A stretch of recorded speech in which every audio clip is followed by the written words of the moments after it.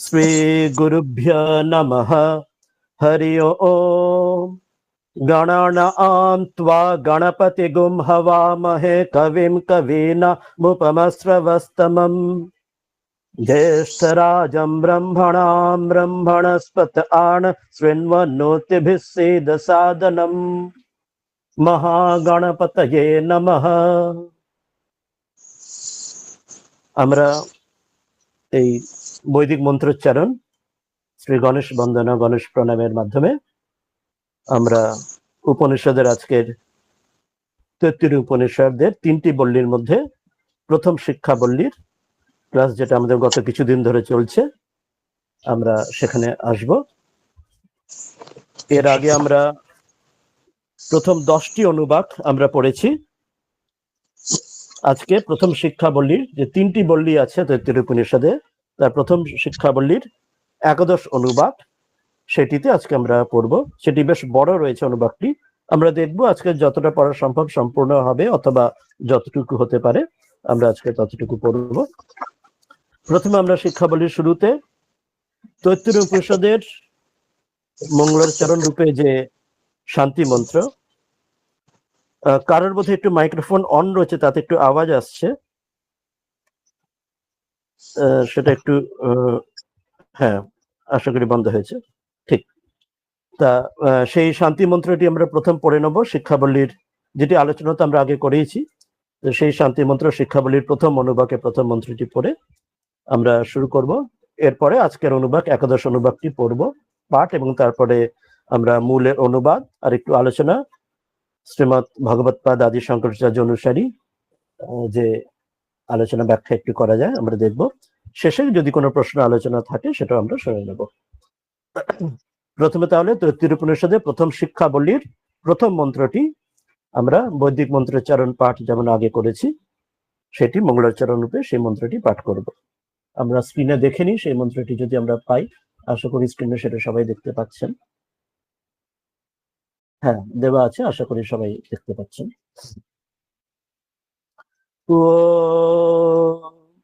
শন্ন মিত্র শন্বরুণঃ শন্নো ভবৎবর্য়মা শন্ন ইন্দ্র বৃহস্পতিঃ শন্নো বিষ্ণুরুক্রমঃ নমো ব্রহ্মণে namaste bio त्वमेव प्रत्यक्षं ब्रह्मासि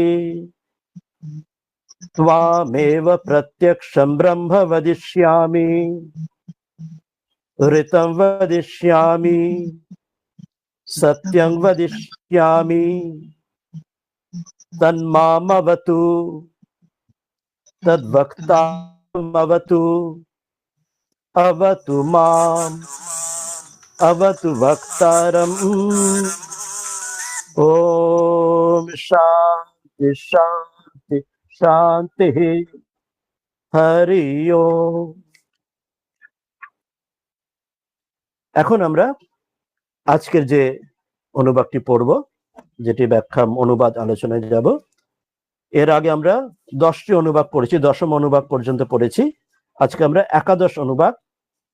এই একাদশ অনুবাদের মাধ্যমে এক অর্থে ভাবে এই প্রথম যে শিক্ষা বলি এটি সম্পূর্ণ হবে। শেষে আরেকটি শান্তি মন্ত্রের দ্বারা আমরা সেটি পড়ে আমরা যতটি পড়া সম্ভব আজকে বা আরো 2-1টি ক্লাসে, এবং এর পরে আমরা এই সমগ্র শিক্ষা বল্লী যেটি সম্পূর্ণ পড়া হলো এতদিন ধরে, সেটিকে রিক্যাপিচুলেশন একটি ক্লাসে করব। আমরা যেটা ভিন্ন ভিন্ন ভাগ ভাগ করে পড়ছি, অনেকের আমাদের বুঝতে অসুবিধা হচ্ছে যে তার পারম্পর্য, তার সম্পর্কগুলি, অর্থাৎ একটি মন্ত্রের সঙ্গে পরের মন্ত্রটি তার সম্পর্ক কি বিষয় যেন অনেকে খাপছাড়া যেন আমাদের হঠাৎ প্রথম প্রথম নতুন মনে হয়। তো সেটা আমরা এই বল্লীটির সম্পূর্ণ করার পরে একদিন এই বল্লীটা সমগ্র বল্লী একসাথে খুব শর্টে তার সংক্ষিপ্ত একটি আলোচনা আমরা নেব। আগে বল্লীটা আমরা আজকে বা 2-1টি ক্লাসে আমরা সম্পূর্ণ করব। এখন আমরা একাদশ অনুবাদটি, একটু বড় অনুবাদটি আছে, তার পাঠটি প্রথমে আমরা পড়ে নিই। সম্পূর্ণ পাঠটি পড়ার পরে তারপর একটি আলোচনায় আসবো। আমরা প্রথমে স্ক্রিনে দেখে নিচ্ছি ওটি কোথায় রয়েছে বল্লীটি। সেটা আমরা বার করিনি, তারপরে আমরা বার করব, পড়তে শুরু করব। হ্যাঁ,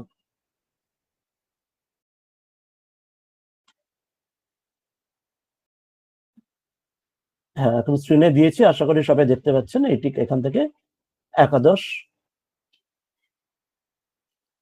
অনুবাদ শুরু হচ্ছে।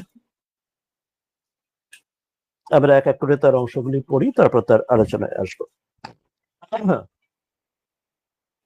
বেদ পাঠ উচ্চারণে যেভাবে আমরা সাধারণত পড়া হয় সেইভাবে পড়ে নেব। এটিকে শিষ্য অনুশাসনম বলা হয়। শিষ্য অনুশাসনম অর্থাৎ শিষ্যকে অনুশাসন, তাকে বলা হচ্ছে ঠিক যেমন আজকের যুগে ইউনিভার্সিটিতে আমরা কনভোকেশন অ্যাড্রেস আমরা শুনে থাকি ভারতে এবং বিদেশে, যেটিকে বাংলায় বা হিন্দিতে সমাবর্তন উৎসব বলা হয়। অর্থাৎ যখন গ্রাজুয়েশন বা পোস্ট গ্রাজুয়েশন ইত্যাদি পড়াশোনা শেষ করে যে স্টুডেন্ট, সে যখন বাড়ি ফিরে যাবে, কলেজ বা ইউনিভার্সিটি পড়া সম্পূর্ণ হয়ে যাচ্ছে, তো ফিরে যাবার সময় শেষ যে অ্যাড্রেসটি, যেখানে বর্তমান যুগে যেমন চ্যান্সেলর, ভাইস চ্যান্সেলর তাদের কিছু অ্যাড্রেস দেন, এটা সেইভাবে সেই কালে যখন ব্রহ্মচারী বিদ্যার্থী তিনি গুরুকুলে তার গুরুর কাছে অবস্থান শিক্ষা শেষের পরে কয়েক বছর যতদিন তার পাঠ শেষ হলো, যখন তিনি আবার সংসারে ফিরে যাবেন, তখন যে পার্টিং অ্যাড্রেস, শেষ যে যাওয়ার আগে তাকে যে উপদেশ দিচ্ছেন গুরু, সেই উপদেশটি এই কনভোকেশন অ্যাড্রেস বা সমাবর্তন, বা এখানে যেটি শিষ্য অনুশাসন বলা হচ্ছে। আমরা দেখব তার মধ্যে কি কি তার ব্যাখ্যা আসবে এবং তার গুরুত্বগুলি দেখব। প্রথমে আমরা একটুখানি পড়ে নিই, মূল পাঠটি পড়ি। वेद मनुचाचार्यन्ते वासिन मनुष्यास्ति सत्यं वद धर्मं चर स्वाध्याय आत्मप्रमदः आचार्याय प्रियं धनमारित्य प्रजातन्तुं मा व्यवच्छेत्सिः सत्यान्न प्रमदितव्यं धर्मान्न प्रमदितव्यं कुशलान्न प्रमदितव्यं भूत्यैन प्रमदितव्यं स्वाध्याय प्रवचनाभ्याम न प्रमदितव्यम। এটি তার প্রথম অংশটি, যেটি আমরা স্ক্রিনে দেখলাম। আমরা এর আগেও পাঠ করেছি যে বৈদিক মন্ত্রোচ্চারণের শরীত উদাত্ত অনুদাত্ত ভাবে নিয়ম মতো যেটি পাঠ আছে, এর পরে অংশটা স্ক্রিনে নিয়ে তারপর আমরা বাকি অংশটা আবার ধীরে ধীরে পাঠ করব। পরের অংশটা আসছেন, देव पितृकार्याभ्याम न प्रमदितव्यम मातृदेवो भव पितृदेवो भव आचार्य देवो भव अतिथि देवो भव यान्यनवद्यानि कर्माणि तानि सेवितव्यानि नो इतराणि यान्यस्माकं सुचरितानि तानि त्वयोपस्यानि नो इतराणि। এতটি স্ক্রিনে দেওয়া ছিল। এরপর আমরা পরের অংশটা আবার পড়ি, ব্যাখ্যা আলোচনা এর পরে আসবে। এরপরেরটা পড়ছি। ये के चास्मच्छ्रेयागंस ब्राह्मणाः तेषां त्वया सनेन प्रश्वसितव्यं श्रद्धया देयम् अश्रद्धया देयम् श्रिया देयम् ऋया देयम् धिया देयम् संविदा देयम्। স্ক্রিনের পর পরের অংশটা আমরা চলে আসি।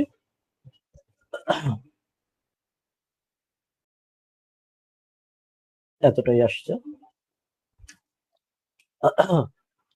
अथ यदि ते कर्म विचिकित्सा वा वृत्त विचिकित्सा वा स्यात् ये तत्र ब्राह्मण आसमर्षिणः युक्त आयुक्ताः अलुक्षा धर्म कामा स्युः यथा ते तत्र वर्तेरन्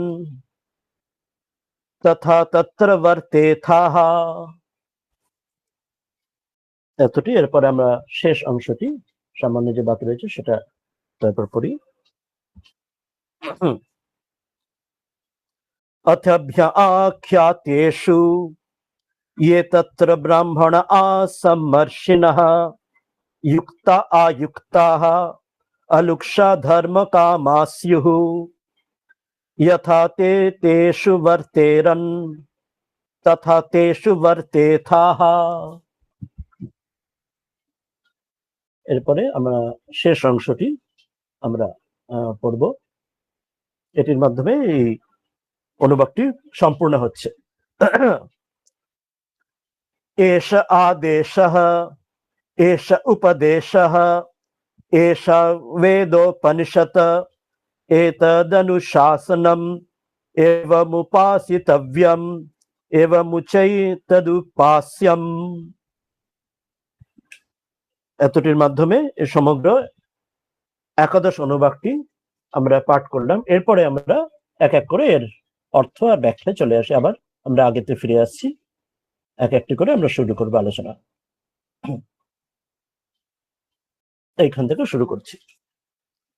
প্রথম আমাদের উচ্চারণ বা শুনতে অসুবিধা হতে পারে, বারবার আমাদের পড়তে পড়তে আমাদের অনেকটা সরগর বা সহজ হয়ে আসবে। আজকে যেটুকু আমাদের পাঠ আলোচনা সম্ভব হতে পারে সময় অনুসারে সেটুকুই করব। আজকে তাহলে প্রথম একাদশ অনুবাকের এই প্রথম অংশটা দিয়ে শুরু করি, কতটা হতে পারে দেখি। প্রথমে আমরা অভ্যাসের জন্য এই অংশটুকু আরেকবার পাঠ করবো, শুধু এই অংশটুকু, তারপর তার অর্থেতে আসবো আবার। वेदमनुच्चाचार्यन्ते वासिनं मनुष्यास्ति सत्यं वद धर्मं चर स्वाध्याय आन्मा प्रमदः आचार्याय प्रियं धनमारित्य प्रजातन्तुं व्यवच्छेत्सिः सत्यान्न प्रमदितव्यं धर्मान्न प्रमदितव्यं कुशलान्न प्रमदितव्यं भूत्यैन प्रमदितव्यं स्वाध्याय प्रवचनाभ्याम न प्रमदितव्यम। এই অংশটা এরপর আমরা আলোচনা শুরু করি।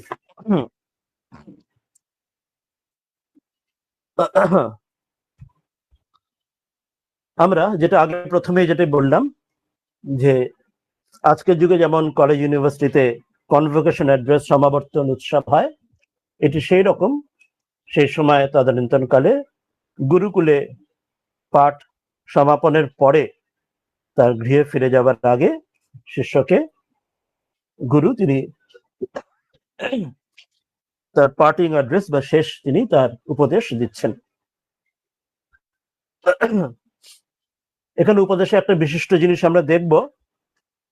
এই যুগের ক্ষেত্রে যেমন আমরা কলেজ ইউনিভার্সিটিতে মানুষ পড়ে, পড়ার শেষে ডিগ্রি সার্টিফিকেট ইত্যাদি নিয়ে যখন ফেরে, সেটাতে যে যা কিছু পড়ুক, ডাক্তারি, engineering, IIT, MBA, graduation, post graduation, commerce, science, arts, সেক্ষেত্রে একটা বিষয় পড়ছে যেটিকে আমাদের বৈদিক ভাষায় বলা হয় অপরাবিদ্যা। পরাবিদ্যা হচ্ছে ব্রহ্মবিদ্যা, অপরাবিদ্যা হচ্ছে অন্যান্য যেসব জাগতিক তথাকথিত লৌকিক বিদ্যা।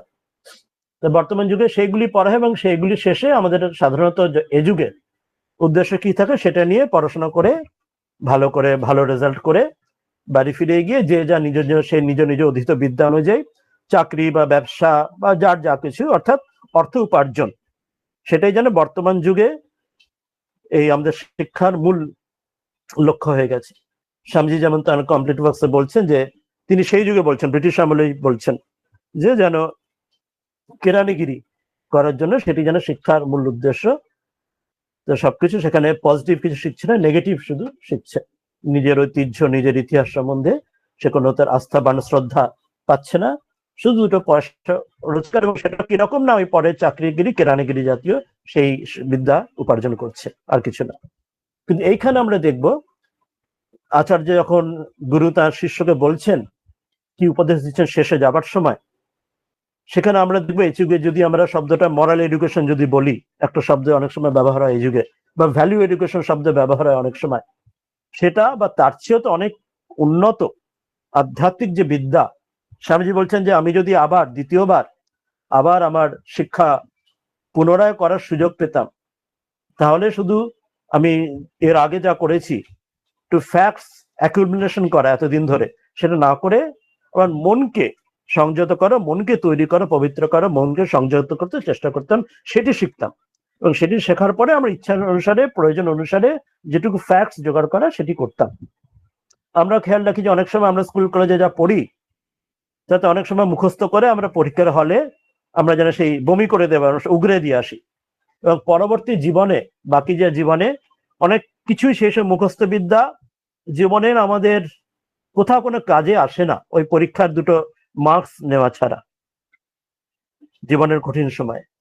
এখানে আমরা দেখব, এখানে আচার্য যে শিক্ষা দেবেন এই শেষ পার্টিং অ্যাড্রেস কনভোকেশন সমাবর্তনে, তাতে কিন্তু তিনি লৌকিক বিদ্যার কথা শুধু মনে করাচ্ছেন না, সেটা তো রয়েছে, কিন্তু সেখানে আরো কি করে মানুষ হতে হয়, সেই মানুষ হবে, যেটা শ্রীরামকৃষ্ণ বলতেন মান এবং হুঁশ, যে স্বামীজি বলছেন manliness that is my new message, সেটি ম্যানলিনেস বা ম্যানলিনেস আর হিউম্যান বিং হওয়া, প্রকৃত মানুষ হওয়া, সেই মনুষ্যত্বের যে পাঠ, each soul is potentially divine, সেই মনুষ্যত্বের বিকাশ, তার যে পাঠ, যেটিকে স্বামীজি বলছেন যে education is the manifestation of perfection already in man and religion is the manifestation of divinity already in man.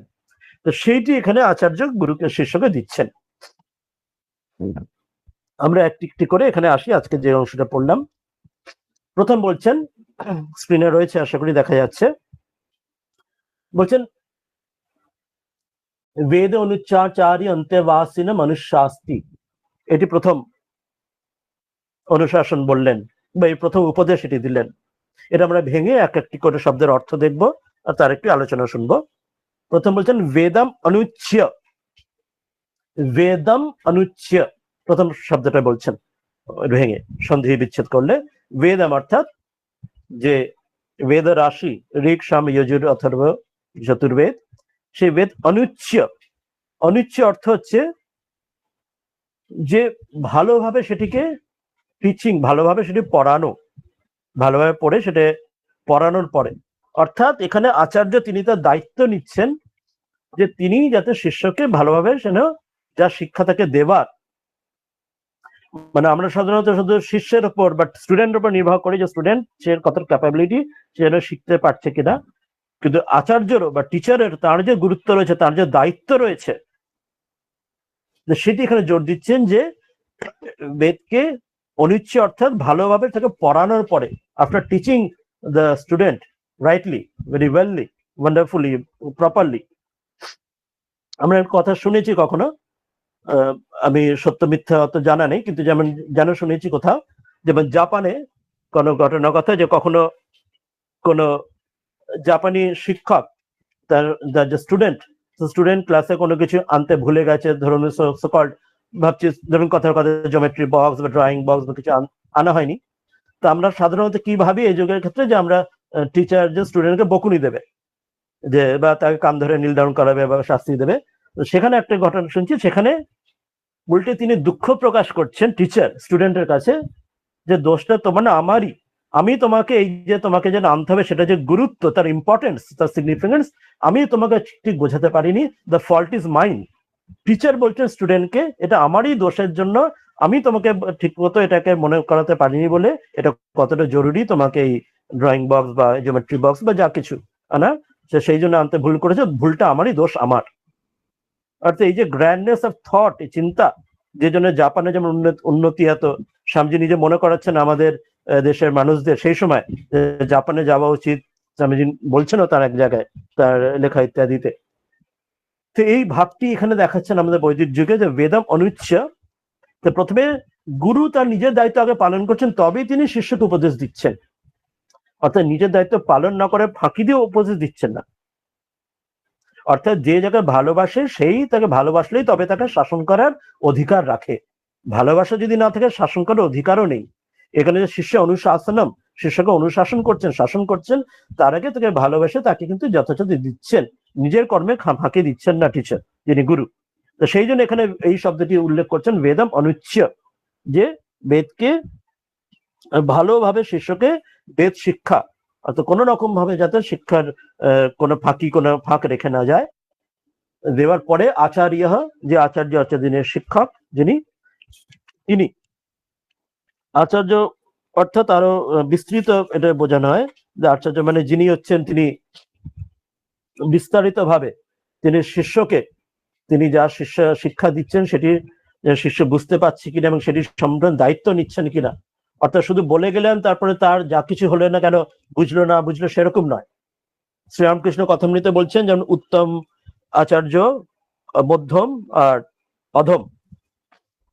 উত্তমের কথা তিনটি বলছেন, যেন অধম হচ্ছে যিনি শিখিয়ে তারপরে সেই শিক্ষাটা ফলপ্রসূ হলো কিনা শিষ্যের জীবনে, ছাত্রের জীবনে, সেটি খেয়ালই করেন না, সেটিকে জড়ি দেন না, তিনি হচ্ছে অধম আচার্য। আর মধ্যম আচার্য যিনি তাকে অনুময় বিনয় করেন, তাকে ভালোবেসে বুঝিয়ে সুঝিয়ে তাকে তাকে শিক্ষা সিদ্ধি দেবার জন্য প্রচেষ্টা করেন, তিনি মধ্যম। আর উত্তম আচার্য বলছেন প্রয়োজন হলে জোর জবস্তিও করেন যে তার কল্যাণের জন্য, তিনি উত্তম আচার্য বলছেন। তো এখানে সেই আচার্যর সেই উত্তম আচার্যর ভাবে সেটা সময়ের সঙ্গে সঙ্গে জগতের সঙ্গে সঙ্গে কিছু কিছু ক্ষেত্রে অর্থাৎ আউটার ফর্মে সেটা পাল্টে যায়। যেমন অতীত যুগে আমরা জানি যে আমাদের ছোটবেলায় হয়তো টিচাররা হয়তো মারধরে কখনো করতে, সে কঞ্চি নিয়ে বা ছড়ি নিয়ে হয়তো মারতেন, এটা হয়তো আগে হতো। এই যুগে সেটা আর হয় না সেটি। তো সেটা আউটার ফর্ম পাল্টাতে পারে, কিন্তু মূল ভাব যেটি উত্তম আচার্য যেটি ভাব যে শিষ্যের কল্যাণের জন্য তাকে যেন কোনোভাবে তাকে অবহেলা না করে। অতীত যুগে এমন কাহিনী কথা শোনা যায়, বাস্তবিক সত্য ঘটনা, যে কখনো কখনো স্কুলের টিচার তিনি ছাত্ররা দু একদিন পড়তে আসেনি জেনে, স্কুলে আসেনি জেনে তার বাড়িতে পৌঁছে যাচ্ছেন, বাড়িতে পৌঁছে সেখানে খোঁজ নিচ্ছেন যে কি ব্যাপার, সে কেন আসেনি বা শরীর খারাপ না কি হয়েছে। এই যুগে হয়তো আমরা সেরকম ভাবতেই পারি না, এখন যা পরিবর্তন হয়েছে। যাই হোক, আচার্যের মূল ভাবটা হচ্ছে সেটাই, শুধুমাত্র জাস্ট গ্রস টিচার অর্থ নয়, এই উত্তম ভাব। এবার সেই আচার্য বেদাম অনুচ্চ, বেদ শিখে আচার্য অন্তে বাসিনম। অন্তেবাসিনী মানে কি? অন্তেবাসিনী মানে যিনি বাস করছেন, যে অন্তেবাসিনী অর্থাৎ যে নিজের আশ্রমে, অর্থাৎ গুরুর আশ্রমে যিনি বাস করছেন, যে ওই জন্য গুরুকুল বলা হতো, যে গুরুকুলের শিষ্য তিনি গৃহ থেকে এসে, এখনকার দিনে আমরা যেটা হোস্টেল ভাবি বা রেসিডেন্সিয়াল স্কুল কলেজ ভাবি, তো সেই ভাবটি হচ্ছে গুরুর আশ্রমে এসে সেখানে ব্রহ্মচারী, যেখানে বিদ্যার্থী সেখানে বাসস্থান তিনি থাকতেন। এবং সেই যুগের যে পরিমণ্ডল ছিল সেখানে গুরু দক্ষিণা থাকতো, কিন্তু সেখানে সম্পূর্ণভাবে এখনকার দিনে যেটা আমাদের ফিজ যেটা আমরা ভাবি বা বলি, সেই সিস্টেম থাকতো না।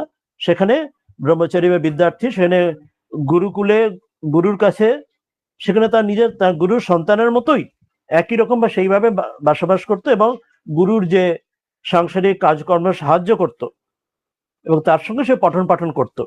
এবং সেই সময় যারা ক্ষত্রিয় বা বৈশ্যকুল যারা, তারা সেই গুরুকে তারা তারা টাকা পয়সা বা জমি জমা দিয়ে তার যে শিক্ষা দেবার জন্য তাকে ব্যবস্থাপনা করতেন বলে গুরুকে তার নিজের সংস্থানের জন্য চিন্তা ভাবনা করতে হতো না।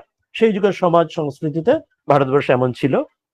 তো অন্তেবাসিনম অর্থাৎ নিজের আশ্রমে, অর্থাৎ আচার্যের গুরু নিজের আশ্রমে যে বাস করছে, যে ব্রহ্মচারী বিদ্যার্থী, সে তাকে বলছেন, তাকে কি অনুশাস্তি বেদম অনুচ্চ আচার্য অন্তেবাসিনম অনুশাস্তি। অনুশাস্তি মানে তাকে শিক্ষা দিচ্ছেন, তাকে অনুশাসন দিচ্ছেন, শিক্ষা দিচ্ছেন। এটি পার্টিং অ্যাড্রেস যাওয়ার আগে তাকে শেষ শিক্ষা তাকে দিচ্ছেন চলে যাওয়ার আগে। এরপরে হয়তো গুরুর সঙ্গে আর কোনোদিন দেখা হতেও পারে আর নাও হতে পারে, সে গৃহস্থ আশ্রমে চলে যাচ্ছে, তাকে শিক্ষা দিচ্ছেন। কি শিক্ষা সেটাই আমরা যেটা দেখবো, যেটা আমরা শুরুতে বললাম, যেন আজকের যুগে সেটা যেটা বেশি দেখি না হয়তো, মরাল এডুকেশন বা ভ্যালু এডুকেশন, বা তার চেয়ে বড় কথা যেটি আধ্যাত্মিক জীবনে মানুষ হবার যেটা শিক্ষা। বাকি পয়সা অর্থ উপার্জনের শিক্ষা তো সে তো যে যা, আজকের যুগের ডাক্তার ইঞ্জিনিয়ারের মতো সেই যুগে যে যা বিদ্যা, অর্থকারী যা বিদ্যা শিখতো সেটা তো রয়েছে, কিন্তু কিভাবে যথাযথ সে সমাজের যোগ্য মানুষ হতে পারে, জীবনে কঠিন সময় কি করে চলতে পারে, তো সেটি তাকে বলছেন।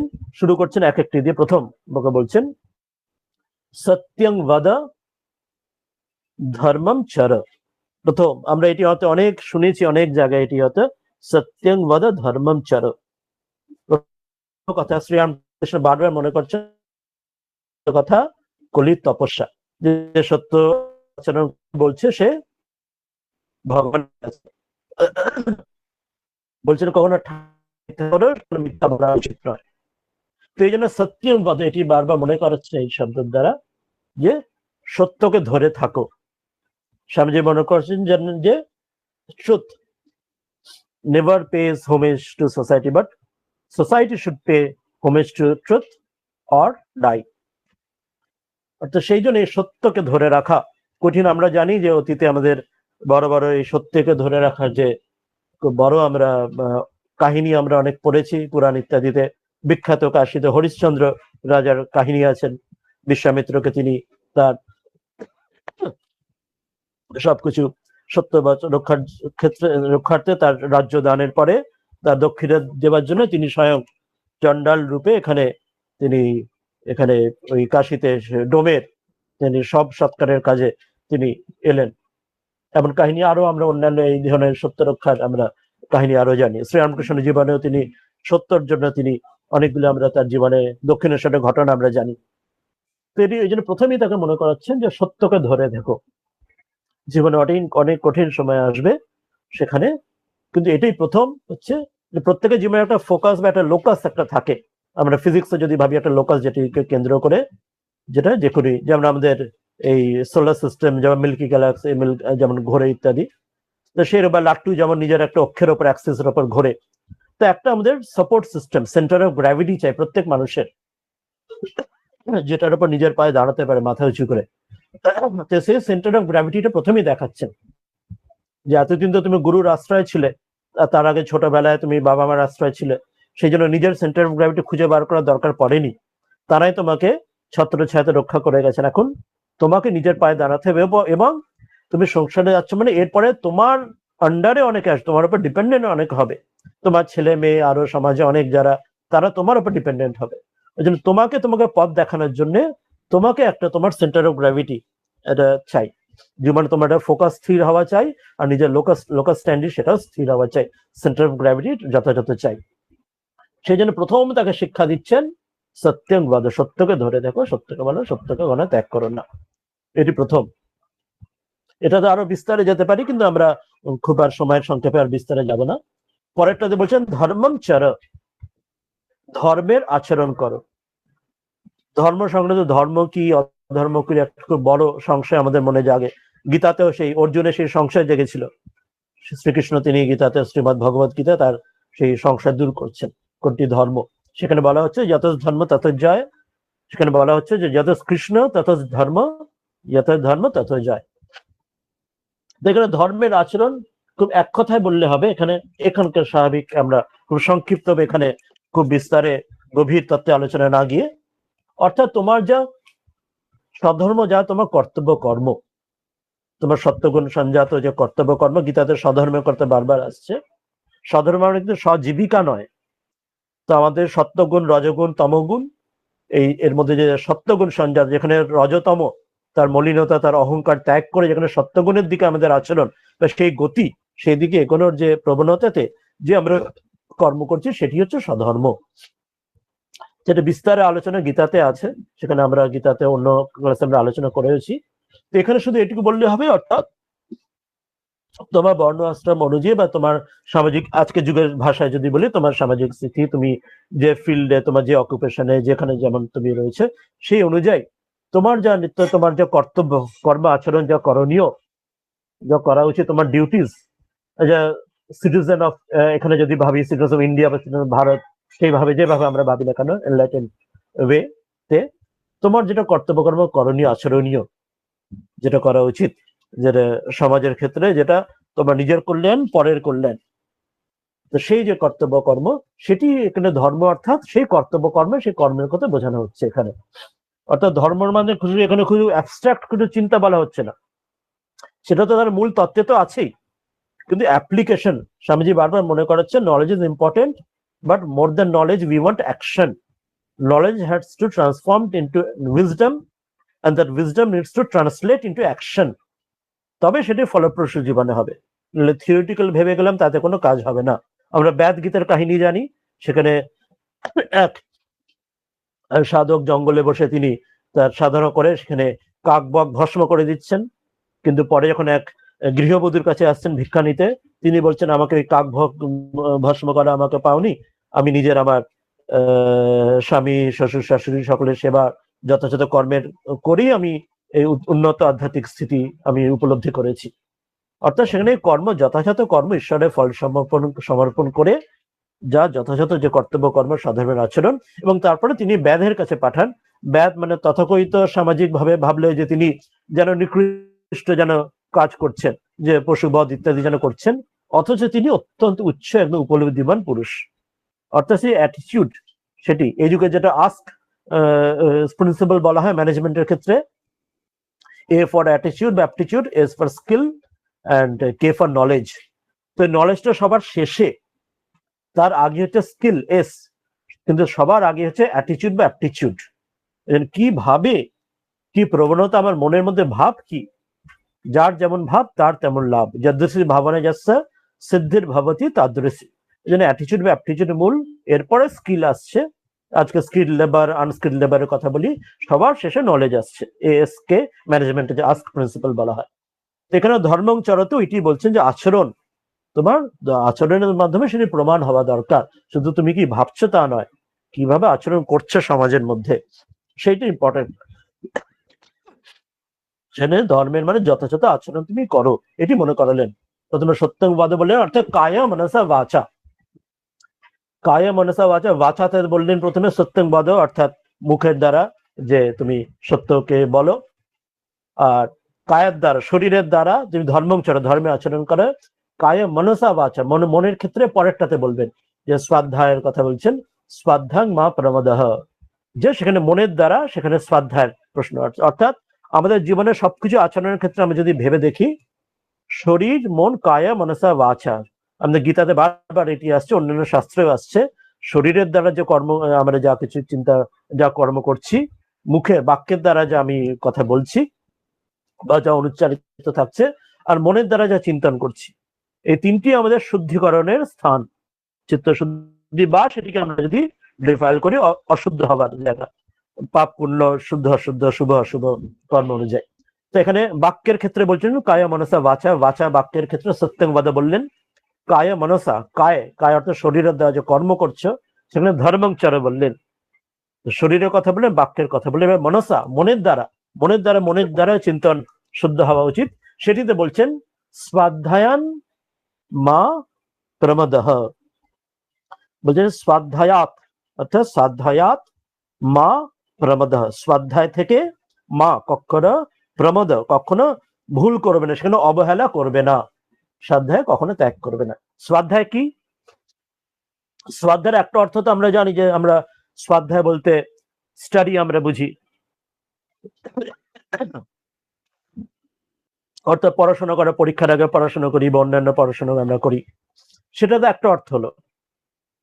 মনের দ্বারা আমরা পড়াশোনা করে চিন্তা করছি, ভাবছি, বিচার করছি, মনন করছি। কিন্তু আরো একটা গভীর অর্থ আছে স্বাধ্যায়ের অর্থ, স্ব অধ্যয়ন, নিজেকে অধ্যয়ন করা। নিজেকে অধ্যয়ন মানে কি, যেটা ইংরেজিতে আমরা বলি সেলফ ইন্ট্রোস্পেকশন। আজকের দিনে সাইকোলজিতে, সাইকিয়াট্রিতে এই বিষয়টা খুব ব্যবহার করা হয়, যে নিজেকে স্টাডি করা, নিজের আমার চিন্তা, আমার মধ্যে, নিজের মধ্যে আমার প্লাস মানে নিজেকে দেখে, সেখানে আমি যেখানে আমার নিজেকে নানা ফোবিয়া থাকলে সেখানেও নানা ক্ষেত্রে অ্যাপ্লাই করা হয়, যে সেখানে কিভাবে আমি নিজেকে বেটার করতে পারি, সেটা কাটাতে কি করে পারি।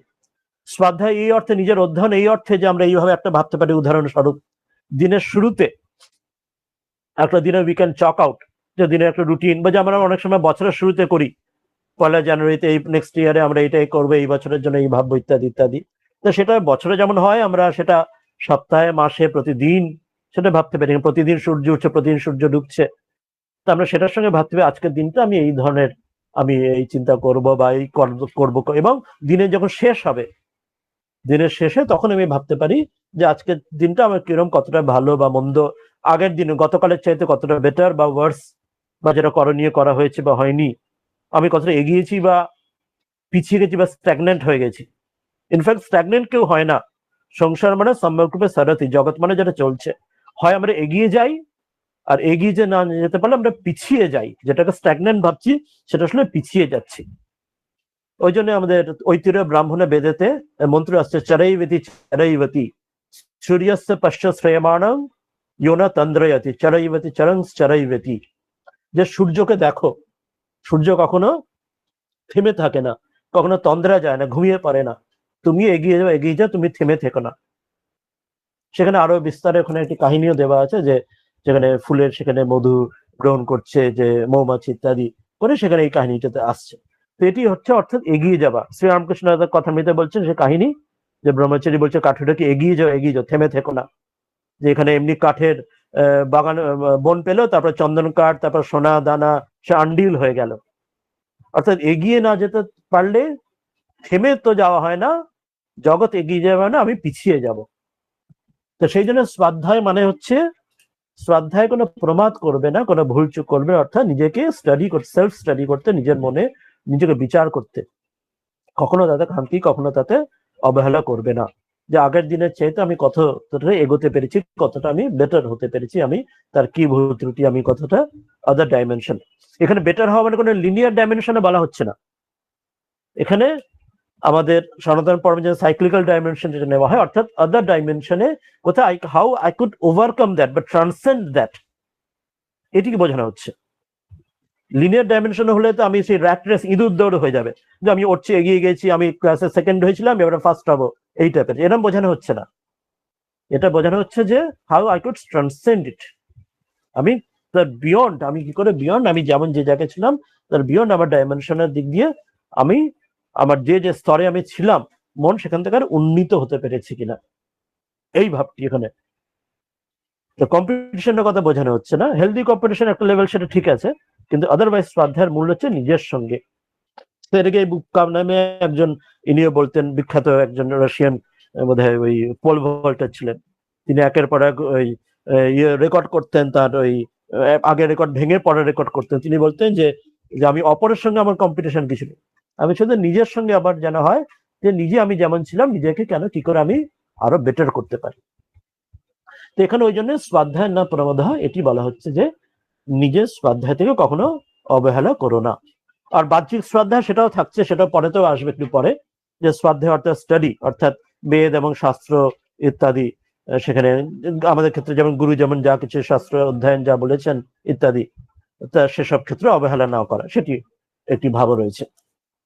এরপরটাতে আসছেন আচার্যায় প্রিয়ম ধনমারিত্য প্রজাতন্তুম মা ব্যবচ্ছেদসিহি। আচার্যায় মানে আমার আচার্যের জন্য, অর্থাৎ আমার গুরুর জন্য, আমার শিক্ষা টিচারের জন্য, প্রিয়ম ধনম অর্থাৎ গুরু দক্ষিণা রূপে তার বাঞ্ছিত যে ধন, গুরু দক্ষিণা রূপে তার যে প্রিয়, তিনি যা প্রিয়, তার যা বাঞ্ছিত, তার যা প্রিয়, সেই যে ধন, সেটা আহরিত্য, সেটা নিয়ে এসে, আহরণ করে এনে, তাকে এনে সেটা প্রজাতন্তুম, প্রজাতন্তুম মানে প্রজা মানে সন্তান পরম্পরা, প্রজা অর্থ সন্তান পরম্পরা চালু রাখো, না ব্যবচ্ছেদসিহি, যে সেটিকে উচ্ছেদ না করে, সেটিকে ভেঙে দিও না, সেই কন্টিনিউটিটাকে ব্রেক করো না, সেটি যে বিরাম রেখো না। এটি গৃহস্থ আশ্রমের জন্য এটি বলা হলো, এই ভাবটি যে আচার্যের জন্য, গুরুর জন্য তার ইচ্ছা অনুসার যা পছন্দ অনুযায়ী যা সেই গুরু দক্ষিণা, সেই ধন তাকে নিয়ে এনে দেবে, এবং তোমার যে সন্তান পরম্পরা পরবর্তী, সেই সন্তান পরম্পরা সেটি যেন বজায় রাখবে, সেটি মা ব্যবচ্ছেদসি, সেটি যেন নষ্ট করো না।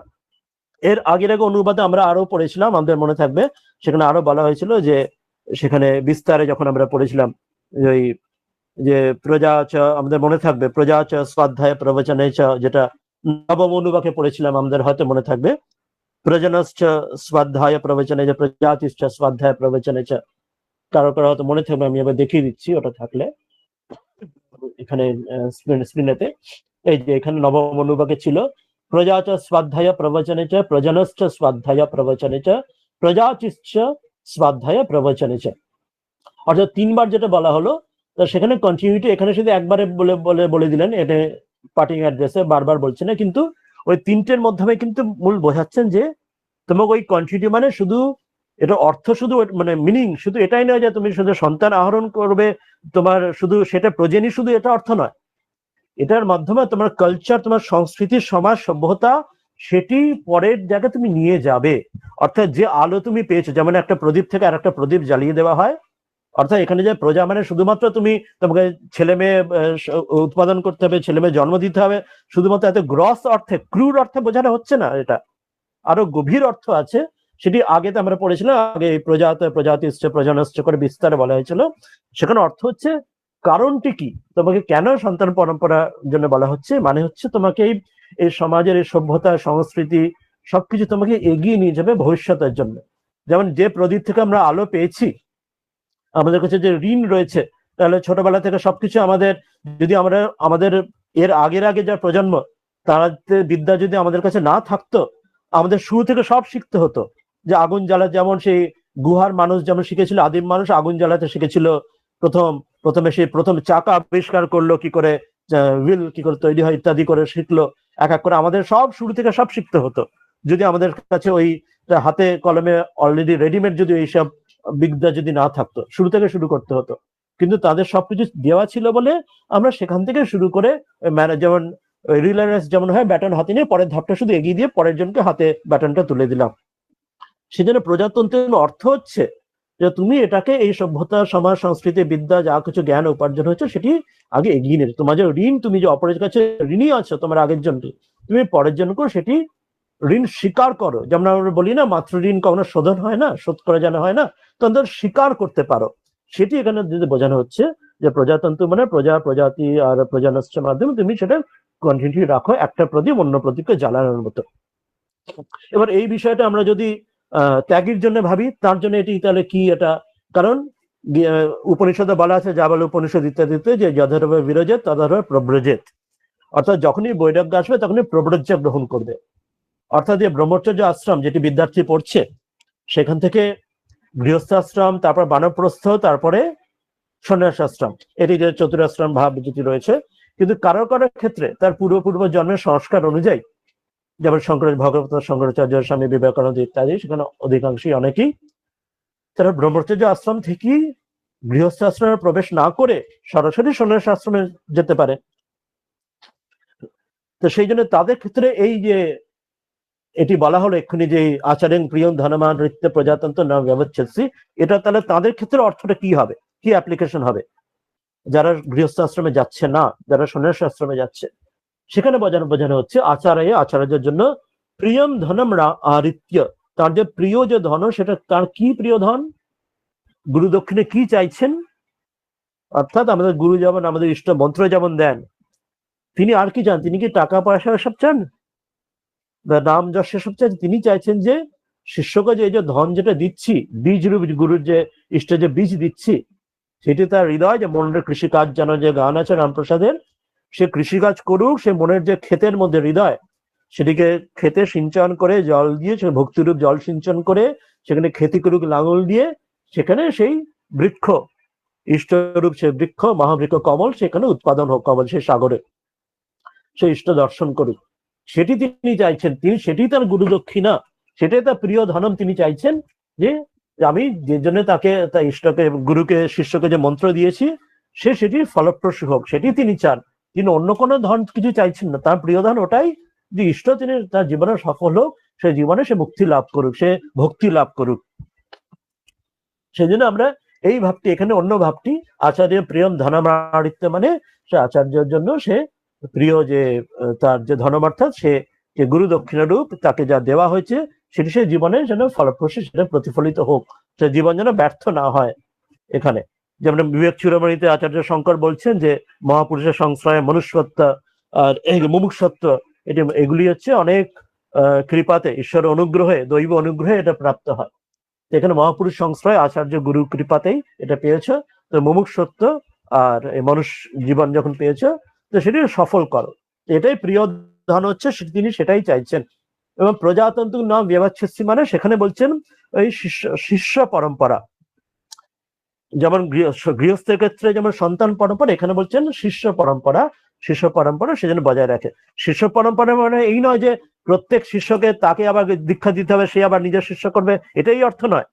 এটা এই অর্থটা কি সেখানে পরে আসবে, স্বাধ্যায় প্রবচনাভ্যাম না প্রমোদিত, অর্থাৎ সেখানে আসবে নিজে যে তুমি শিক্ষা পেয়েছো, এই যে আধ্যাত্মিক শিক্ষা তুমি পেয়েছো, এটি তুমি পরবর্তী আরো অন্যান্য মানুষদের মধ্যে সেটা শেয়ার করো। গীতাতে যেটা বলা হচ্ছে বারবার শেষেতে, শ্রীকৃষ্ণ বলছেন অর্জুনকে যে এই যে তুমি পেয়েছো, এই মহান যে শিক্ষাটা পেয়েছো, সেটি তুমি অপরকে, সে গুরু শিষ্য রূপে হোক অথবা তুমি তুমি জাস্ট তুমি তোমার আচার্য রূপে তিনি পরবর্তী নানা মানুষকে যে সেটি গ্রহণ করে উপযুক্ত, তুমি এই আধ্যাত্মিক শিক্ষার কথা, আধ্যাত্মিক এই উপার্জনের কথা, আধ্যাত্মিক বিদ্যার কথা, আধ্যাত্মিক জ্ঞানের কথা অপরজনকে বলবে, অপরজনকে শেয়ার করবে। শ্রদ্ধা এবং প্রবচন, তুমি নিজে পড়বে, যেমন পড়বে অপরকেও সেটি আলোচনা করবে। আর যার ক্ষেত্রে গুরু শিষ্য, প্রত্যক্ষ শিষ্যকে তাকে শিষ্য করানো হওয়ার থাকবে ঈশ্বর ইচ্ছা, তার ক্ষেত্রে সেটিও থাকবে। তাহলে এটি বলা হলো প্রজাতন্ত্র না ব্যবচ্ছেদ সিহি। এরপরে বলছেন না সত্যং না প্রবদিতব্যম, পরপর দুটো বললেন ধর্মান্য প্রবৃতিতব্যম। প্রথমে বলেছিলেন সত্যং বদ ধর্মং চর, এটা এত গুরুত্বপূর্ণ, এখানে আবার মনে করাচ্ছেন সত্যাথ না প্রমদিতব্যম, সত্য থেকে তুমি কোন রকম ভাবে প্রমাদ করো না, ভুল করো না। মানে কতটা গুরুত্বপূর্ণ, শুরুতে সত্যং বদে বললেন, কিন্তু শেষে আবার মনে করাচ্ছেন যে সত্য থেকে কখনো তুমি কোনো প্রমাদ, কোনো ভুল ত্রুটি, ভুলচুক যেন না হয়, কোনো অবহেলা করবে না, কতটা গুরুত্বপূর্ণ। এবং ধর্মং চরতে আবার সেটা মনে করাচ্ছেন ধর্মান্না প্রমদিতব্যম, যে ধর্ম থেকেও, কোনো ধর্মের আচরণ থেকেও কোন রকম ভাবে অবহেলা, ভুলচুক করবে না।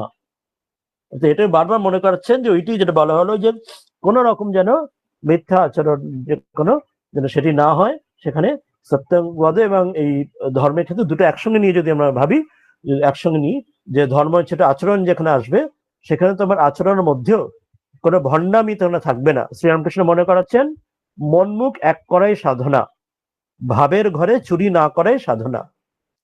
এইটি এখানে এসে যাচ্ছে, সত্যাঙ্গ প্রমিতিতব্যম, ধর্মান্ন প্রমিতিতব্যম, দুটো একসঙ্গে জুড়ে নিলে ধর্মের আচরণ কিরকম হবে, সেটা সত্যকে আশ্রয় করে থাকবে, মিথ্যাকে মিথ্যা আশ্রয় হবে না। সেটি হচ্ছে মনমুখ এক করা, ভাবের ঘরে চুরি না করা।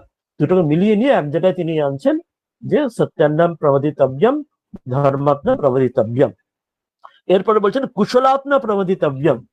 আমাদের সময় অনেকটা হয়ে গেলে আজকে পরের দিন হতে বিস্তারে আলোচনা করবো। আবার আমরা এখানটা অল্প নিয়ে আজকে শেষ করবো, কোশ্চেন আনসার থাকলে শুনে নেবো।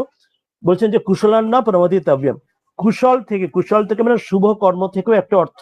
কুশল আমরা বলি না যে তোমার কুশল হোক, তোমার ভালো হোক, মঙ্গল হোক, কল্যাণ হোক, তো এটা একটা অর্থ শুভ কর্ম থেকে, যে কোনো ভালো কাজ থেকে কোন রকম ভুলচুক করবে না। কিন্তু আর একটা অর্থ যেটা আছে, আরো গভীর অর্থ হচ্ছে যে আত্মরক্ষার উপায় থেকে কোন রকম প্রমাদ ভুলচুক করবে না। Very important.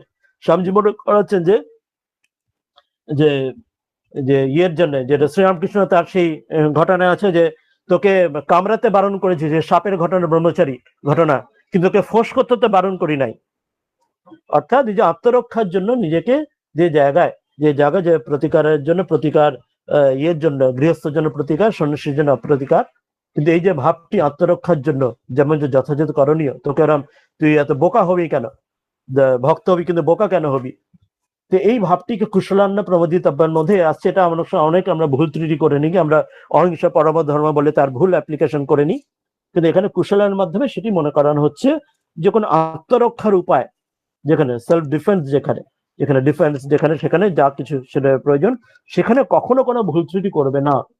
সেটা ভুল ত্রুটির জন্য ভারতীয় সভ্যতা, আমাদের সমাজ সংস্কৃতি, বিদেশি নানা আগ্রাসনের কারণে হাজার বছরে অনেক আমরা আঘাত আমরা পেয়েছি, তো সেটা আমাদের অনেক সমস্যা হয়েছে। কিন্তু এটা আমাদের বৈদিক এখানে মন্ত্রীরা এসে মনে করিয়ে দিচ্ছেন, সেটা আমাদের ভালো কার্য থেকে বিরত হবে না। আর নিজের আত্মরক্ষা, যে ওই তোকে ফোঁস করতে তো বারণ করেনি, তোকে কাটতে বারণ করছে, কিন্তু ফোঁস করবে, নিজেকে আত্মরক্ষার জন্য তো যথাযথ ব্যবহার করতে হবে।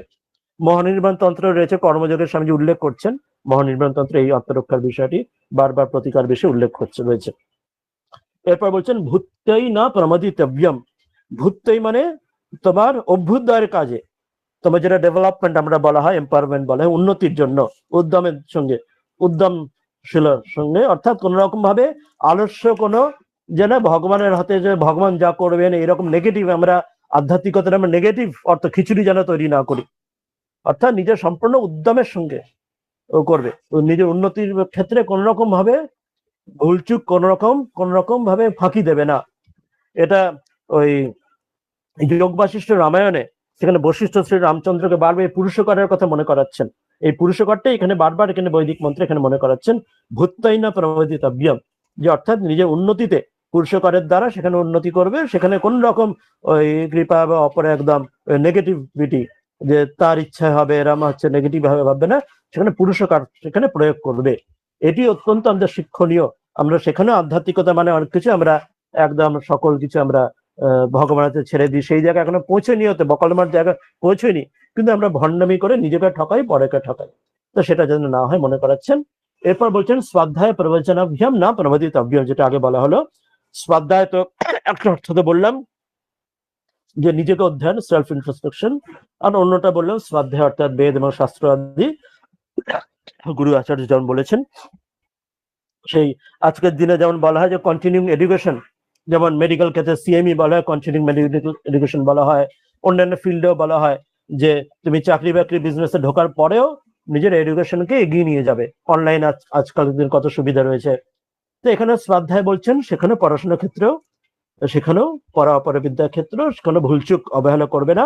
এবং প্রবচনাভ্যাম, এবং প্রবচন অর্থাৎ তুমি যা শিখেছো সেটাও পরের সঙ্গে শেয়ার করার মধ্যে বিদ্যা অপরকে দিলে সেটি বাড়ে, এবং অপরকে দিলে সেটা বোঝা যায় নিজে কতটা বুঝেছি। নিজে ভাবলে আমরা নিজে যদি পড়ি তাহলে অপরকে সঙ্গে শেয়ার না করি, আলোচনা না করি, নিজে বুঝতে পারি না আমার বোঝাটা ডাইজেশন ঠিক হয়েছে কি বরঞ্চ ভুল বুঝেছি কিনা। যখন সেটা অপরের সঙ্গে শেয়ার করতে চাই, অপরকে বলতে যাই, বোঝাতে যাই, তখন আমরা বুঝতে পারি নিজে ঠিক ঠিক বুঝেছি কিনা। অপরের বোঝাতে গেলে নিজের বোঝাটা আমরা বুঝি। ওই জন্য প্রবচনাভ্যাম মানে অপরের সঙ্গেও শেয়ার করে আলোচনা করবে। আর সেক্ষেত্রে আরো হতে পারে আমরা যদি লিখি সেটা, তাহলে আরো খুব কনক্রিট ওয়েতে, অর্গানাইজ ওয়েতে আমার চিন্তাধারাটা আরো কংক্রিট হতে হবে। লিখে মানে পাবলিশ করতে হবে বা আজকাল যে সোশ্যাল মিডিয়া দিতে হবে তা নয়, নিজের জন্য যেমন ডায়েরি লেখার মতো হোক, বা নিজে একটা চিন্তা ভাবনাটাকে আমরা সুসংবদ্ধ ভাবে লেখা হোক, সেটা আমরা ভাবতে করতে পারি। তো এটি বলা হলো। তো আজকেরটা এতটাই হলো, আমরা পরের দিনে পরের অংশটা যাবো। আজকে তো সময় হয়ে গেছে, অল্প একটু সময় আছে। যদি কারোর প্রশ্ন আলোচনা করার থাকে এই সময়টুকু আমরা একটু শুনে নিতে পারি। আজকে অন্য যারা রয়েছেন, নতুন যারা ডক্টর মনরুল স্যারও আছেন, আর আরো কেউ আছেন, যদি ডক্টর সরকার আছেন, আরো ওনারা যদি কিছু প্রশ্ন কিছু করতে চান বা আলোচনা করতে চান একটু শুনে নিতে পারি। শেষ 5 মিনিট রয়েছে।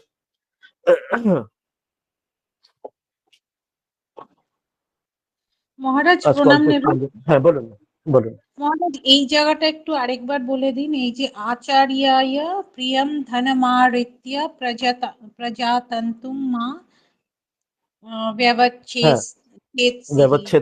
ব্যবচ্ছেদসি। হ্যাঁ, বলছেন আচার্যায়। আচার্যায় মানে যে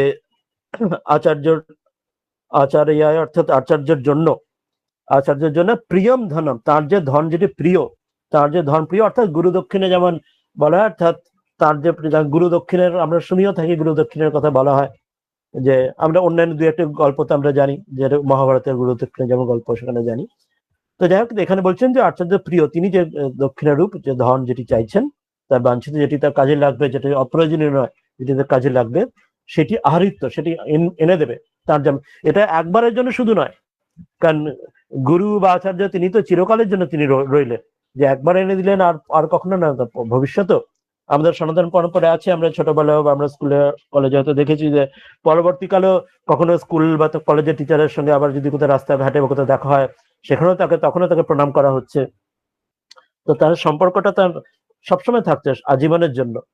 তো জন্য তার জন্য যা কিছু তার ভালোর জন্য, তার যদি প্রসন্ন হন, তার জন্য সেই রকম যা কিছু তার চাই সেরকম আহৃত, সেরকম এনে দিয়ে প্রজাতন্তুম না ব্যবচ্ছেদসি। প্রজাতন্তু মানে এখানে সংসারী ক্ষেত্রে বলা হচ্ছে যে গৃহস্থ আশ্রমে যে যাবে ব্রহ্মচারী, সেকে বলতে তার সন্তান পরম্পরা, প্রজা মানে তার পরবর্তী সন্তান, তার ছেলে মেয়ে, যে সন্তান পরম্পরা না মা ব্যবচ্ছেদসি। মা ব্যবচ্ছেদসি মানে সেটাকে ডিসকন্টিনিউ করবে না, সেটাকে উচ্ছেদ করবে না, সেটাকে যেন পরবর্তী তোমার সন্তান পরম্পরা বজায় থাকে। এবং এর আগে যেটা আমরা পড়লাম, আগের নবম অনুবাকে প্রজাতিশ্চ প্রজানশ্চ বলা হয়েছিল। উদ্দেশ্যটা কি ছিল না, আমাদের যা কিছু আমি পেয়েছি আমার অতীত, আমার এই আচার্য থেকে, তিনি যা তার আগের থেকে পেয়েছেন, এই যে কন্টিনিউটিতে আমাদের সবকিছু বলা হয় আমরা ভগবান ঈশ্বর থেকে পাচ্ছি। আমাদের সবকিছু বলে, যেমন মহাদেব বা নটরাজ থেকে যেমন ইত্যাদি বলি আমরা, আমাদের সকল বিদ্যা, পরাবিদ্যা অপরাবিদ্যা সবকিছু আমাদের ভগবানই আমাদের মূল সোর্স, সেখান থেকে পরম্পরাতে আমাদের কাছে আসছে। তো সেটি আমাদের পরবর্তী প্রজন্মের কাছে নিয়ে যাওয়া আমাদের উদ্দেশ্য সেটি যেন ডিসকন্টিনিউ না হয়, কোনোভাবে যেন ভেঙে না যায় সেই কন্টিনিউটি। তো সেই জন্যই এটি বলা হচ্ছে আমাদের এই সমাজ সভ্যতা, এই সংস্কৃতি, সেটি যেন আমি যে কিছু জেনেছি সেটা পরের জনকে যেন দিয়ে যেতে পারি। একটি প্রদীপ যেন অন্য প্রদীপকে জ্বালিয়ে যায়, যেমন অখণ্ড জ্যোতি যেমন থাকে আমরা জানি, আমাদের দিল্লিতে যেমন সেই জলে রাজপথের ওখানে সেই জ্যোতি কখনো নেবে না, যেমন অলিম্পিক্সে যেমন হয়, অলিম্পিক্সের মশাল যেমন নেবানো হয় না, সেই রকমই হচ্ছে যেন এটা কন্টিনিউটি বজায় থাকে। সেটা হচ্ছে এবার জাগতিক ক্ষেত্রে সেটি ভাব হলো। এবার আমরা বললাম ত্যাগের ক্ষেত্রে সেটি ভাব হচ্ছে, তার ক্ষেত্রে অর্থটা কি হবে? সেখানে হচ্ছে প্রিয়ম ধনম আদিত্য, মানে সেখানে প্রিয় ধন মানে তিনি তার দক্ষিণে কি চাইছেন, বা আমরা যদি সেখানে গৃহস্থ ক্ষেত্রে যদি তার যে ইষ্টমন্ত্র ক্ষেত্রে সেই ভাবটা, সেই অংশটা যদি নিই, সেখানেও তাই তিনি চাইছেন যে তিনি শুধু টাকা পয়সা বা সেটি তার প্রয়োজন যা কিছু তার জন্য তো চাই সেটা, আদারওয়াইজ তিনি কি চাইছেন না শিষ্য তাকে যা বিদ্যা দিয়েছি সে বিদ্যাতে সফল হোক, এই বিদ্যার পূর্ণতা সে লাভ করে। স্বামীজি মনে করছেন, বলছেন যে আমি চাই আমার শিষ্যরা আমার চেয়েও তো বড় হয়ে যাক, আমি দেখে খুব খুশি আনন্দিত হই। যেমন শ্রীরামকৃষ্ণ সম্বন্ধে মা বলছেন যে যখন পরে স্বামীজির শরীর যাওয়ার পরে তার পূজা হচ্ছে কোথায়, ঠাকুরের পাশে, কেউ বলছেন যে গুরুর পাশে শিষ্যকে উপাসনা হচ্ছে কেমন, তার স্বামী ঠাকুর মা বলছেন শ্রীমা সারদা দেবী পাশে কি, তিনি তো তার মাথার মণি, যে আর যদি ঠাকুর যদি থাকতেন তিনি তাকে মাথায় করে নিয়ে থাকতেন। অর্থাৎ প্রত্যেকে গুরু চায় তার শিষ্য তার চেয়েও বড় হোক। তো সেই জন্য এখানে হচ্ছে প্রিয়ং ধর্মানিত্য, মানে সেখানে আর একটি অন্য ভাব, যেটি আধ্যাত্মিক আর একটি ভাব, যে তিনি যা চেয়েছেন, তিনি যা আমাকে যা দিয়েছেন, ইষ্টমন্ত্র যা দিয়েছেন, সাধনা দিয়েছেন, সেটি যেন আমি সফল হই, সেটি তিনি গুরু সেটি কামনা করেন, তিনি অহেতুক কৃপা সন্ধু। তো সেটি হচ্ছে তার কাছে সবচেয়ে বড় গুরু দক্ষিণা, যে আমি যদি ইষ্ট লাভ করি সেটার চেয়ে বড় তার গুরু দক্ষিণা আর কিছু হয় না। তো সেটি আধ্যাত্মিক বিষয়, এটা সর্বোচ্চ। এবং সেখানে প্রজাতন্ত্র নাম ব্যবচ্ছেদ কি অর্থ, সেক্ষেত্রে হচ্ছে এই যে গুরু পরম্পরার এই যে শিক্ষা বিদ্যাটি, এই বিদ্যাটিও ডিসকন্টিনিউটি যদি নেওয়া হয়, ওটা যেমন প্রজাতন্ত্রিক মানে সন্তান পরম্পরা হলো, তাই এই ক্ষেত্রে সেরকম শিষ্য পরম্পরায় এই আধ্যাত্ম বিদ্যা, এই পরাবিদ্যা, এটি যেন কন্টিনিউটি থাকে। এবং গুরু শিষ্য ভাবে হোক, অথবা যদি প্রত্যেক মানুষকে যে তার শিষ্য করতে হবে তা নয়, সেক্ষেত্রে তিনি ওই স্বাধ্যায় প্রবচনাভ্যাম যেটা বললেন, অর্থাৎ সে নিজে যা শিখেছে জেনেছে সেটা প্রবচন অর্থাৎ অপরের সঙ্গে শেয়ার করতে পারে, অপর মানুষের সঙ্গে। গীতাতেও শেষে বলা হচ্ছে যে তুমি যা শুনেছো সেটা অপরের সঙ্গে যে শেয়ার করে, অপরকে বলে, তার চেয়ে প্রিয় আমার আর কেউ নেই। গীতাতে ভগবান শ্রীকৃষ্ণ অর্জুনকে বলছেন যে আমার এই কথাটা সে উপযুক্ত মানুষকে শোনায়, ভক্তিযুক্ত মানুষকে, তার চেয়ে প্রিয় আমার কেউ নেই। সেই জন্য শ্রদ্ধায় প্রবচনাভ্যাম, যে আমি যেমন বুঝেছি অপরের সঙ্গে যদি শেয়ার করি, অপরকে জানাতে পারি, সেটি শ্রী রামানুজের কথা আজ জীবনে আছে। তিনি যাকে শুনছেন সেই মন্ত্র তিনি সেই সকলকে শোনাচ্ছেন, বলছেন যে তাতে যদি আমার একা নরক হয়ে পরে যদি কল্যাণ হয় তাতে তাই হোক। তো এটি হচ্ছে একটা ভাব, সেটির দ্বারা যা আমি পেয়েছি সেটা যেন অপরের কাছে দিয়ে আমি যেন ওই স্বার্থপর না হই। ঠাকুরের দূরে একটা উদাহরণ দিচ্ছেন যে কেউ সেই কুয়ো খোঁড়ার সময় কেউ সেই কোদালটা কুয়ো খোঁড়ার পরে ওতেই ফেলে দেয়, আর কেউ কোদালটা রেখে দেয় আরো অন্যের কাজে লাগবে বলে। বা সেই দুই বন্ধু সে একটা পাঁচিলের উপর উঠে, এক বন্ধু ভেতরে নিচে পড়ে গেল লাফিয়ে আনন্দ করতে গিয়ে, অন্য বন্ধু লাফিয়ে পড়ে ভাবলো আমি আরো 10টা বন্ধুকে ডেকে আনি, সে আনন্দ করুক। এটি এখানে বলছেন না ব্যবচ্ছেদসি, যে তুমি অপরকেও এই যে যেটা তুমি যেটা পাচ্ছ, এই অমৃত স্বরূপ এই যে বাণী পাচ্ছ, এটা তুমিও যেন অপরকে না দিয়ে যেন তুমি এটাকে বন্ধ না করে, এটা বন্ধ যেন এটা যেন ধারা শুকিয়ে না যায়, অমৃতের ধারা যেন তোমার সাথে শুকিয়ে না যায়, এটি মনে করাচ্ছেন। ত্যাগের দিক দিয়েও তাই, গৃহস্থের দিক দিয়েও তাই, দুই দিয়ে এটি উদাহরণ বা অর্থ রইল। এই হচ্ছে অর্থ। হ্যাঁ, একজনকে হাত তুলেছেন, বলুন বলুন। হ্যাঁ, প্রণাম মহারাজজি। মহারাজজি, এই যে এইখানটা যে বলছেন আর কি, যে সত্যান্ন প্রমোদিতব্যম, ধর্মান্য প্রমোদিতব্যম, কুশলান্য প্রমোদিতব্যম। প্রমোদিতব্যম মানে কি, তার মানে বিচ্যুত না হওয়া, বিচ্যুত হইও না, এটা বলছেন। আচ্ছা, সত্যান্ন বিচ্যুত ধর্ম থেকে, আর কুশলান্য মানে বললেন মানে মঙ্গল থেকে নাকি? কুশল তো একটা, সুতরাং কুশল অর্থ আমরা জানি যে তোমার কুশল হোক, যেটা বলি তোমার মঙ্গল হোক, কল্যাণ হোক, সেটা একটা অর্থ আছে। কিন্তু এখানে আরো বিশেষ অর্থ বলছেন, এখানে যেটা ভগবান শঙ্করাচার্য তিনি মনে করাচ্ছেন যে আত্মরক্ষার্থের জন্য, আত্মরক্ষার্থে কখনো কোনো সেখান থেকে বিচলিত হও না। এটারও দুটো ভাগ আছে, এটা যদি আরো গভীরে যাই, যে এখানে আমাদের উপনিষদে আমাদের বলা হচ্ছে সে কৃপণ বা সে হচ্ছে আত্মহত্যা করছে। কে কৃপণ বা কে আত্মহত্যা করছে? যে নিজেকে না জেনে মানে নিজের স্বরূপকে, অহং ব্রহ্মাস্মি, নিজের স্বরূপকে না জেনে যে শরীর ত্যাগ করছে, যে মারা যাচ্ছে, সে কৃপণ। মানে যে যার পয়সা নেই সে কৃপণ নয়, বরং যে নিজেকে না জেনে, নিজের স্বরূপ না জেনে মারা যাচ্ছে এই জীবনে, সে কৃপণ। বা সে আত্মহত্যা করছে, যে নিজের স্বরূপকে, নিজে অহং ব্রহ্মাস্মি না জেনে, বা নিজের পাকামিকে না জেনে যে শরীর চলে যাচ্ছে, সে হচ্ছে আত্মহত্যা করছে। এটা ওই অর্থে একটা অর্থ আছে। সেই জন্য আত্মরক্ষার একটা আর একটা অর্থ আছে। একটা তো কুশল অর্থ, ওই যেটা বললাম, কুশল মঙ্গল হোক। কুশল মঙ্গল মানে কি, মানে ন্যাচারালি যেটা শুধু আমরা কথার কথা বলি, গড ব্লেস ইউ, বা তোমার ভালো হোক, শুধু ওটা নয়। সেখানে ফাইনালটা তোমার সেই উপলব্ধি হোক যে তোমার ভগবানের কৃপা করেও তুমি নিজের স্বরূপকে চেনো, স্বরূপকে জানো। যেটা তার আগে যেন তুমি এই তোমার শরীর ছেড়ো না।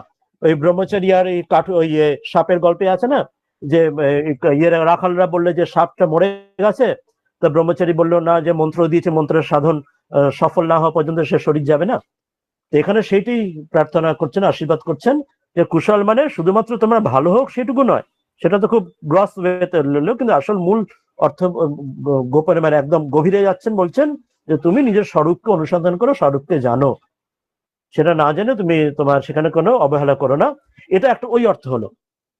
অন্য অর্থটা যেটা বলছি সেটা আত্মরক্ষার্থে, অর্থাৎ ওই ওই ওই গল্পটাতে যেটা আছে, ওই ব্রহ্মচারী আর সাপের গল্পে, যে সেখানে যে তোকে তো কাটতে বারণ করছি, কামড়াতে বারণ করছি, তোকে ফোর্স করতে তো বারণ করিনি। অর্থাৎ আত্মরক্ষার জন্য সেখানে কখনো অবহেলা করবে না, সেলফ ডিফেন্সে কখনো রকম অবহেলা করবে না। কেন না, না তাহলে এই সভ্যতা সংস্কৃতি আমাদের, এই যে আমি যদি গ্রস ওয়েতে জাগতিক অর্থে দেখি, আমাদের সভ্যতা সংস্কৃতি ভারতে 1000 বছরের কত আঘাতগ্রস্ত হয়েছে। তো সেটা যদি আমরা যদি অবহেলা যদি করি, মিথ্যাভাবে অহিংস পরম ধর্ম বলে একটা, সেখানে গৃহস্থ জনের যেটা পালনীয় নয়, যেখানে স্বামীজি মনে করেছেন গৃহস্থ জনের প্রতিকার, সেখানে সে না করে আমরা সেখানেও প্রমোদগ্রস্ত হয়েছি। তো সেটাও মনে করেছেন আত্মরক্ষার জন্য কখনো অবহেলা করবে না, সেখানে অত্যন্ত, সেখানে নিজে কুশল, সেখানেও কুশল হতে হবে, সেখানে সেলফ ডিফেন্সটা দিতেও। অর্থাৎ এক অর্থে ব্রাহ্মণত্ব এবং ক্ষত্রিয়ত্ব। এই জন্য ক্ষাত্র বীর্য ব্রহ্ম তেজ মূর্তি ধরিয়ে এলো এবার, স্বামীজির গানের আছে। অর্থাৎ তোমার মধ্যে দুটোই আনতে হবে। ব্রহ্ম তেজ মানে কুশল, অর্থাৎ ওই অর্থাৎ তোমাকে নিজেকে জানতে, নিজের স্বরূপ জানতে হবে। কিন্তু শুধু সেটা জানি নট এনাফ, কারণ সেটা তোমাকে রক্ষা করার যদি কেউ না থাকে, সেখানে ক্ষত্রিয় তেজ যদি না থাকে, তাহলে সেটা কন্টিনিউটি থাকবে না, সেটা সম্পূর্ণ ধ্বস্ত হয়ে যাবে। তোমার এই 1000 বছরের এই সভ্যতা, সংস্কৃতি, জ্ঞান সব নষ্ট হয়ে যাবে। তো ক্ষাত্রবীর্য চাই, এটি কুশলান্নের মধ্যে দুটোই মনে করাচ্ছে। আর ভূতইতে অভ্যুদয় প্রবৃত্তি মার্গ, আমাদের অংশ এটা ভেবে নি যে ধর্ম অর্থ, কারণ প্রবৃত্তি মার্গটা খুব নেগেটিভ, ওটা একদম বাজে বাজে, এরকম একটা অভ্যুদয়ের সম্বন্ধে একটা নেগেটিভিটি থাকে আমাদের, শুধু মোক্ষ মোক্ষ ভেবে ওটাই থাকে। কিন্তু স্বামীজি প্রাচ্য পাশ্চাত্য বলছেন ধর্ম এবং মোক্ষ, ধর্মকে অবহেলা করে মোক্ষ আদৌ হবে না। বৌদ্ধ ধর্মে এই ভুলটা করেছে বলে সবাইকে ধর্ম ত্যাগ করে সবাই মোক্ষর জন্য দৌড়লো, সবাই সন্ন্যাস নিতে দৌড়লো, তাতে ধর্মের পতন হলো। ওই জন্য প্রবৃত্তি মার্গে ধর্ম অর্থ কাম অভ্যুদয় সেটাও চাই, সেখানে ভূতই না প্রমাদিতব্যম বলছেন। সেটা যদি থাকে তবে সেখান থেকে চিত্তশুদ্ধি হবে কর্ম দিয়ে, তবে উপাসনা শ্রবণ মনন নিধিধ্যাসনে, তবে তোমার সেই প্রেম, মহাপ্রেম, সেই পরাভক্তি, সেটা শুদ্ধ ভক্তি, শুদ্ধ প্রেম সেটা আসবে, শুদ্ধ জ্ঞান আসবে, নাহলে আসবে না। সেটা ভূতই মানে অভ্যুদয়, সেটাও দরকার। প্রবৃত্তির মার্গে ধর্ম অর্থ কাম সেটাও দরকার। সে এই জন্মে না হলে আগের জন্মে যাবে, সেখানে যেন ফাঁকি না দিই, যার জন্য যা গৃহস্থের জন্য সেটাও দরকার, এটি মনে করাচ্ছি। এবং সবার শেষে শ্রদ্ধায় প্রবচন, সেটা বললাম, শ্রদ্ধা এবং প্রবচন নিজের জন্য এবং অপরের জন্য, কোথাও অবহেলা করো না। তাহলে আজকে এই অংশটুকু দিয়ে শেষ হলো। আজকে আর পরের দিন পড়বো আমরা। আর কোনো প্রশ্ন না থাকলে আমরা ওই শান্তি মন্ত্রের ওটি পড়ে শেষ করব। আর কারোর কিছু কি বলার রয়েছে? না হলে আমরা ওটা দিয়ে শেষ করতে চাইব। শান্তি মন্ত্রটা আরেকবার পাঠ করে শেষ করব। কেউ কিছু আর বলতে চাইবেন? ঠিক আছে, কারোর বোধহয় বলার নেই, তাহলে শান্তি মন্ত্র ওটাই আমরা শেষে আরেকবার পাঠ করে অন্ত করছি। ও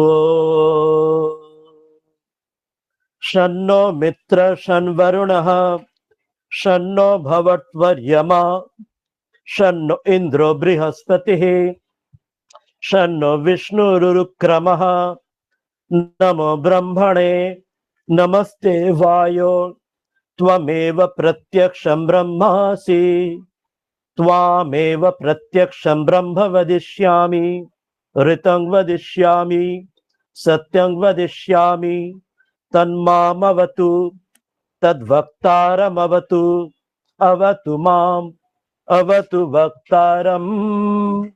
ओम शांति शांति शांति। हरि ओम तत्सत्। श्री रामकृष्णार्पणमस्तु।